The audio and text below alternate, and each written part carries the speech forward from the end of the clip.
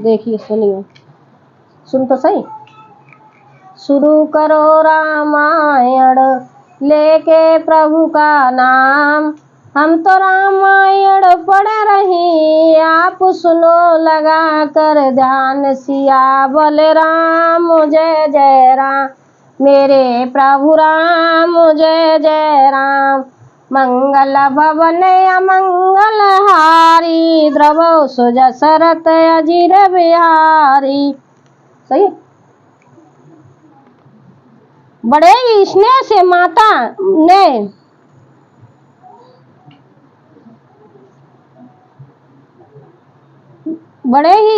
माता ने उन्हें हृदय से लगा लिया और नेत्रों से बहे हुए प्रेमांसुओं से जल से उन्हें नहला दिया। उस समय के हर्ष और विषाद को कवि कैसे कहे, जैसे गूंगा स्वाद को कैसे बतावे। सिया आए मुनिवर पग लागी, उचित आशीष लगी मन मागी। गुरुपति ने मुनि ते समेता, मिली प्रेम कह जाए न जेता।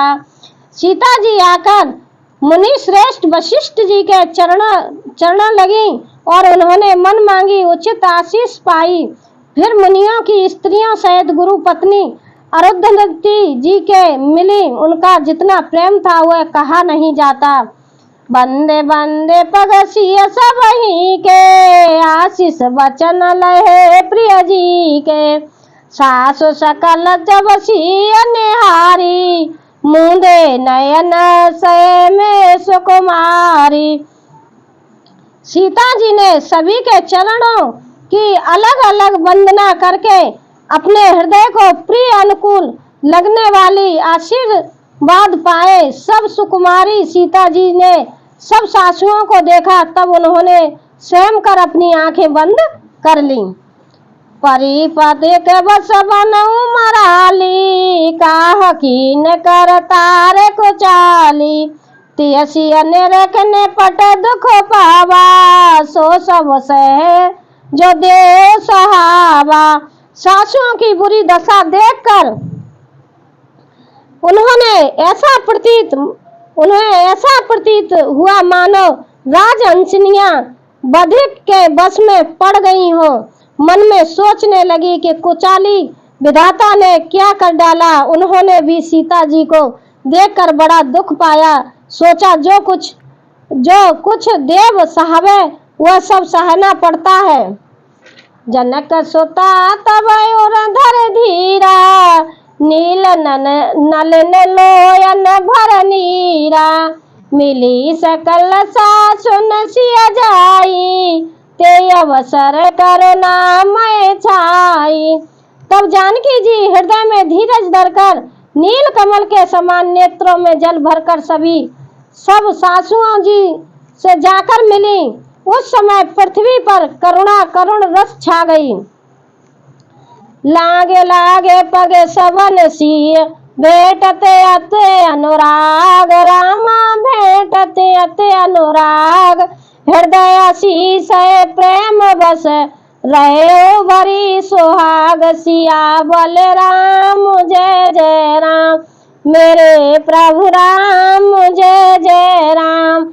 मंगल भवन अमंगल हारी, ध्रुव सुजसरत अजीर बिहारी।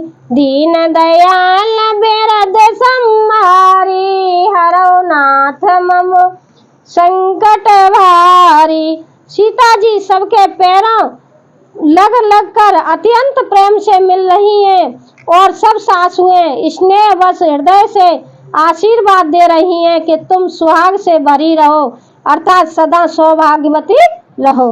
देखिए सीता जी अपनी तीनों सासुओं से मिल रही हैं और उनको अंदर से दुख भी हो रहा है, प्रेम भी हो रहा है। उनकी सभी सासुएं उनको आशीर्वाद दे रही हैं और सदा सुहागिन होने का वरदान दे रही हैं।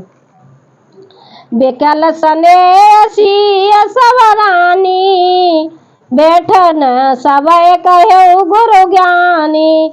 कहे जगत मायक मुनि नाता, कहे कछुक परमारथ गाता। सीता जी और सब रानियां स्नेह के मारे व्याकुल है।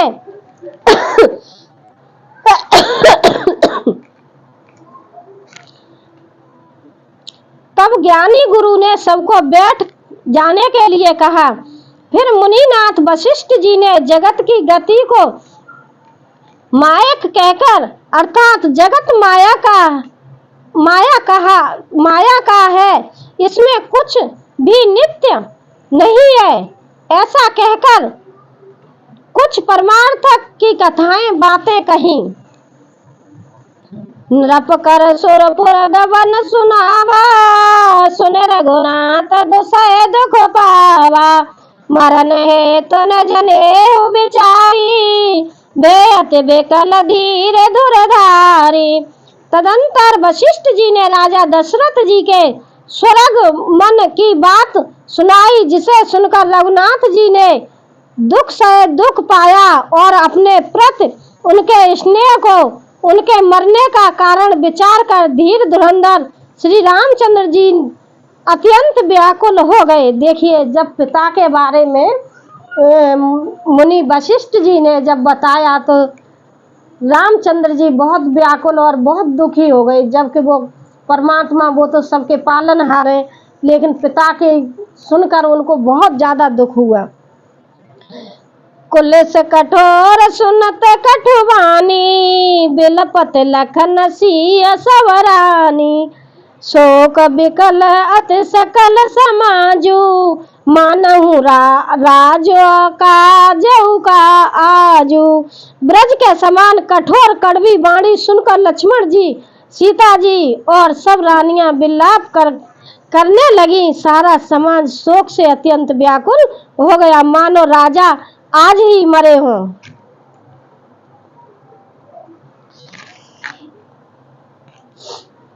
देखिए, जब पिता के बारे में गुरुजी ने बताया था तो रामचंद्र जी और सीता जी, लक्ष्मण जी, सभी माताएं वहीं विलाप करने लगे, रोने लगे, क्योंकि वन में ही रोने लगे। उनको ये लग रहा था कि हमारे पिताजी आज ही खत्म हुए, ऐसा नहीं लग रहा था कि इतने दिन। देखिए, दुख तो दुख होता है, पिता जिसके पिता जाते हैं उसको पूछ के देखिए उसे कितना दुख होता है।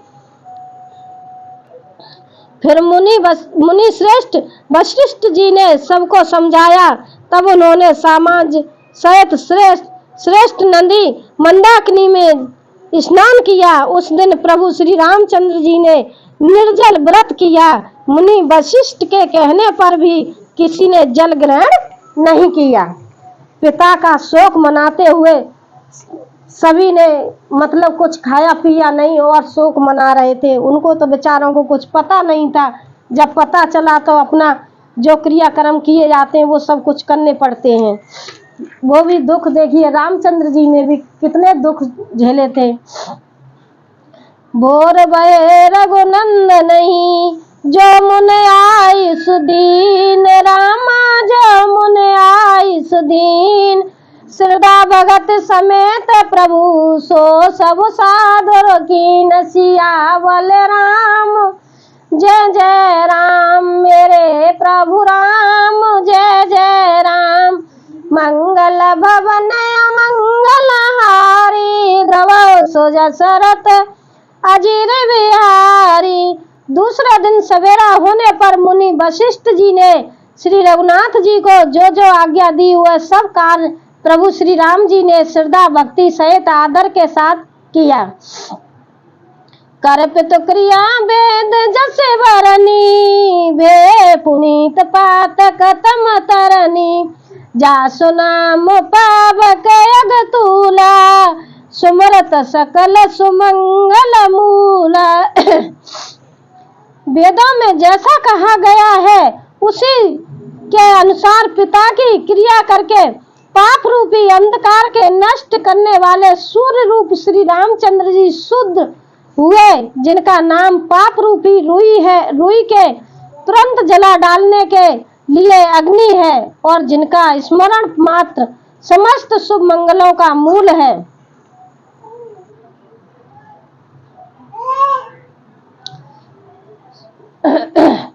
शुद्ध स्वभय साधु शुद्ध शोभय साधु समंत तीरथ आवन सुम सर संसा शुद्ध भय दोय बासर बीते बोले गुरु सन राम प्रीते।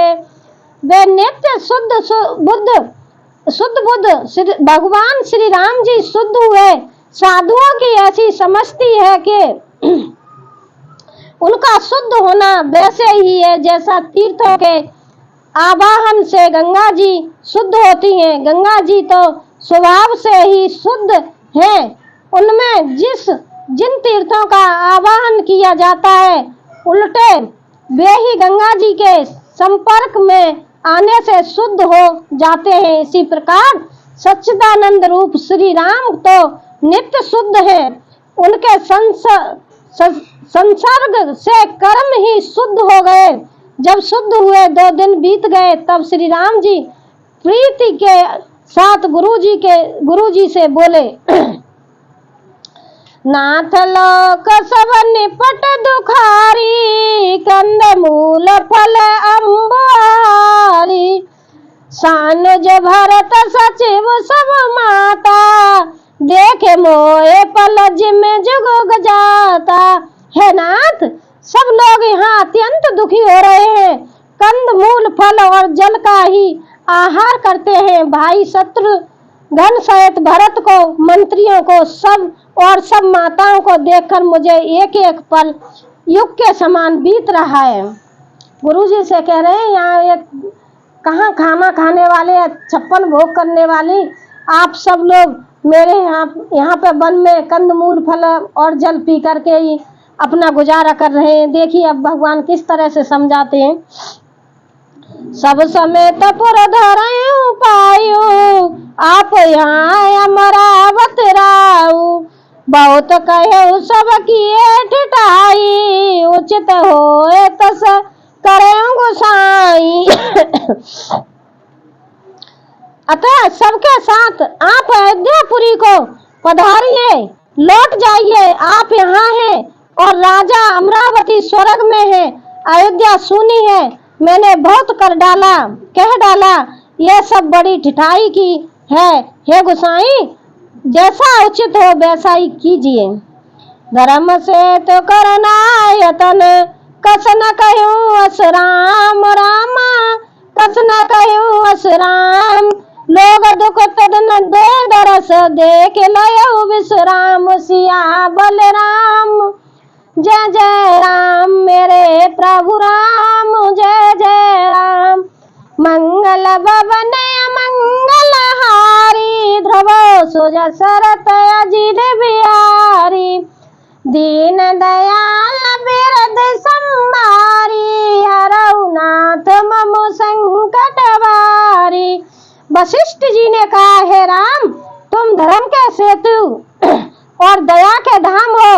तुम भला ऐसे क्यों न कहो, लोग दुखी हैं। 2 दिन तुम्हारा दर्शन कर शांति लाभ कर ले।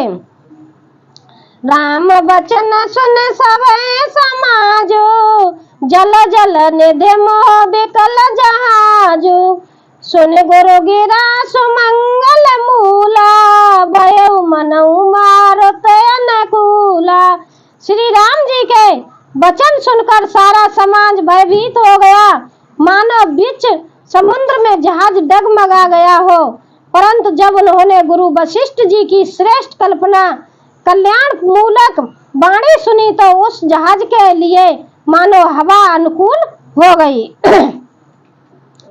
पावन पय त्यों काल निहाई जो बिलो के घन साई मंगल मूर्ति लोचन भरे भरे निरखे हरस दंडवत करे कर। सब लोग पवित्र पयस्विनी नदी में अथवा पयस्वी नदी के पवित्र जल में तीनों समय सवेरे, दोपहर और सायंकाल स्नान करते हैं, जिसके दर्शन से ही पापों के समूह नष्ट हो जाते हैं और मंगल मूर्ति श्री रामचंद्र जी को दंडवत प्रणाम करके उन्हें नेत्र भर भर कर देखते हैं। राम से लबन देख न जाई जय सुख सकल सकल दुख नाई झरना झरे सुधा समवारी त्रिविधता पर त्रिविध विहारी। यह श्री रामचंद्र जी के पर्वत कामदगिरी और वन को देखने जाते हैं, जहाँ सभी सुख है और सभी दुखों का अभाव है। झरने अमृत के समान जल झरते हैं और 3 प्रकार की शीतल मंद सुगंध हवा तीनों प्रकार के आध्यात्मिक आधिमौतिक आदिदेविक पापों को हर लेती है। बिटप बेल तृणागनित जाति फल पुरुषून पल्लव बहुभांति। सुंदर शिला सुखद तरु छाई जाए बरन बर छब के पाई।